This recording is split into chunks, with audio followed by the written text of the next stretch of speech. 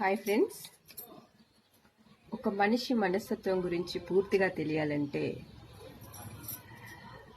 ఆ మనిషి మనసుని డబ్బు బట్టబయలు చేస్తుంది.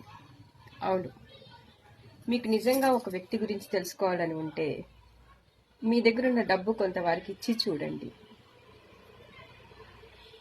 అప్పుడు వాళ్ళు మీతో ప్రవర్తించే విధానం చూడండి.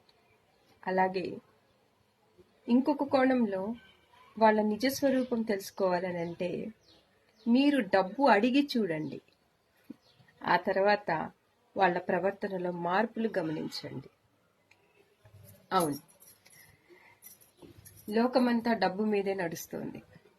మీరు అప్పు అడిగినప్పుడు మీతో ఒకలా ప్రవర్తిస్తారు, మీ దగ్గర తీసుకునేటప్పుడు మరొకలా ప్రవర్తిస్తారు. అది మీ బంధువులైనా సరే, మీ ఇంట్లో వ్యక్తులైనా సరే, మీ స్నేహితులైనా సరే, సొసైటీలో ఇరుగు పొరుగు వారైనా సరే.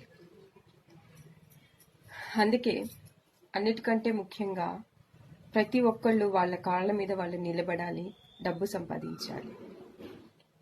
అలాగే మనుషులను పూర్తిగా తెలుసుకొని వాళ్ళు రక్త సంబంధాలైనా సరే, బంధువులైనా సరే, స్నేహితులైనా సరే,